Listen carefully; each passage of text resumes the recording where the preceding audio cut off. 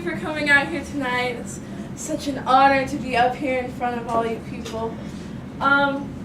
Since you guys invited me to speak about my life, that's exactly what I'm going to do. Really, I got the way I am today from one night. It was back in the 1930s, and I was really poor. I hadn't showered in like 2 weeks. It smelled awful. I was broke, an orphan, just out some children in the ghetto, just some kid. But there's always two things that I love to do. I love to sing, la la la la la la la, and I love to dance. Yeah. So I did that on street corners so I could make a couple pennies so I could eat at least. If I wasn't gonna shower, I was gonna eat, But because I was doing that, I started to get really well known in my neighborhood. So I entered this contest at the Apollo Theater, where if I won, I would win the chance to compete in amateur night, which is where all of the street performer people, all the ghetto children could come in and share their talents, and if they won, you would win $25. I desperately needed $25. I was poor, like the epitome of poor. You look up poor in the dictionary, you saw a picture of me, Ella Fitzgerald. So I was like, okay, I'm gonna win this. So I thought, I should dance. I'm gonna dance. But as I was watching the show that night, the main show that the people really came to see, this group called the Edwards Sisters, they were amazing. It was like watching America's Best Dance Crew of the 1930s. It was spectacular, and I thought, me, some like poor ass nigga from the street is not gonna compare. So I thought, oh my gosh, what else am I gonna do? And then I was like, okay, well, I guess I could sing. I mean, I'm not very good, but it's something I could do. So I went up there, and I was like, okay, I'm gonna sing the song "The Object of My Affection" by the Boswell Sisters. It was a song I knew really well because it was one of my mom's favorites, and she played it all the frickin' time, so I knew it really well. So when the band started playing, as soon as I went to sing, instead of going, ah, I went, ah. I was so nervous and freaked out.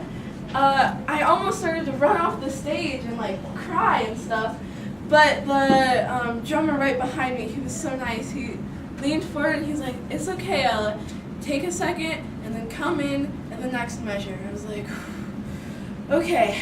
Those 4 beats were the longest of my entire life, but when they came back in, instead of going, ah, I started singing the song. You all know it, right?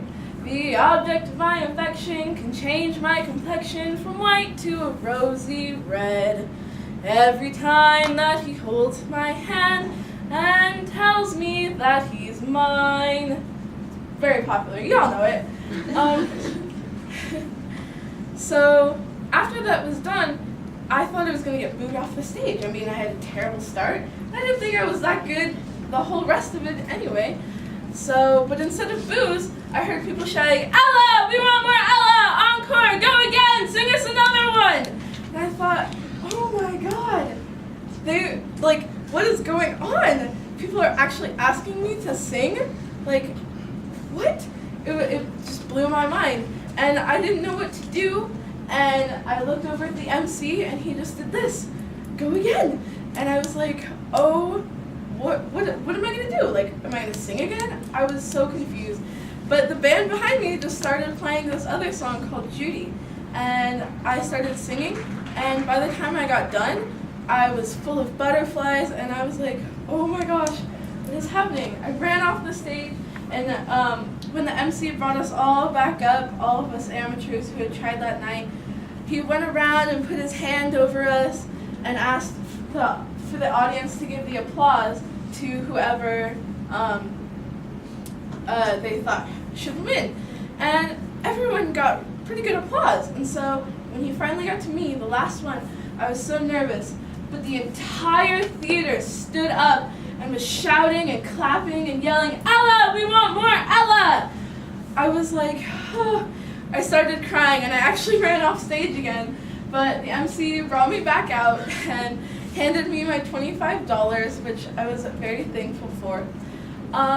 As is the norm for winning the amateur night, I was supposed to get asked to come back and perform with the main show the next week, but that didn't happen. While my voice was pretty awesome, I was not exactly a star. Like I said, I was really poor, I smelled really bad, and that's just not the type of people that perform in the Apollo Theater. So they said, sorry, we're not gonna let you perform next week, but here's your $25 and thank you very much for this week. So I was like, okay, that's fine. In the band that night, the saxophonist, Charlie Linton, he came and he talked to me afterwards, and he was like, you're really, really good. And I was like, thanks. And he came and talked to me, and he's like, he gave me a list of all these other contests, singing contests that I could win. So I did, and I went to all of them, and I won every single singing contest, and I made about $30. I was pretty stoked. I was like, yeah, shower. But then he said, I want to introduce you to someone. And so at first I was kind of nervous. I was like, oh, it's probably going to be the fashion police or something. But it was actually Chick Webb. And y'all know Chick Webb. He is the bomb dynamite, okay? That's one of his songs. Here you go. Chick Webb was very, very popular, and when he introduced him to me, Charlie Linton said, okay, Chick Webb, I know you've been looking for a female singer. I found you a female singer. And he just looked at me and he said, no. And Charlie was like, no, Chick, like, hold up a second, And he's like, I'm looking, no. And I was 18, I was a young girl. I was like, oh, well, thanks a lot. But he's like, okay, just take a second and have her sing. And so Chick said, okay, a second, and she can sing. And I actually sang the song, Mary Had a Little Lamb, Mary had a little lamb, little lamb, little lamb. That's what I sang, and I got the job. He let me be the female singer, and he took me to Yale University and said, okay, I'm not signing any contracts or anything yet, but if the kids like you, then you can stay. And I stayed, because the kids loved me. It's pretty awesome. So then I started touring with the orchestra, and I made my first single that really put me on the charts. It was actually my own version of the song A Tisket, a Tasket. The nursery rhyme. A tisket, a tasket, green and yellow basket. Wrote a letter to my mom and on the way I dropped it. Whole song just about some chick dropping her basket. But it made me famous, and it actually stayed on the 1930s version of the billboards for 37 weeks, which is a long time. It was a really great week. 37 times. But eventually I wanted some security, and so I got married to this guy named Ben Cornegie, who was a local dock worker, and he was very nice to me. But I came to find out that he only married me because I was wealthy. It's about time. Oh. And 6 months later, I divorced him because who wants to be with someone like that? And then I got married again to a man who played the double bass. His name was Ray Brown, and he was very attractive because he was also 9 years younger than me. It was very cool, though. We had a son named Ray Jr., and But eventually we got divorced as well because I was so much cooler than him and he didn't like not being the star in our house. So, but eventually I went on to make so many recordings. I recorded 458 different songs. I worked with everyone from Frank Sinatra to, I should probably name their names, but I don't remember them. But there's some leading French people that were really cool. I performed the record with Def Leppard. We all know Def Leppard.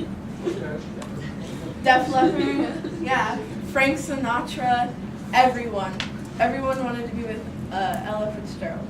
So eventually I became a star, but I died in 1996 because I had both of my legs amputated and I went blind from diabetes, yeah. But everyone will remember me for different reasons in different ways, but as a whole, y'all can remember me as Ella Fitzgerald, the First Lady of Song.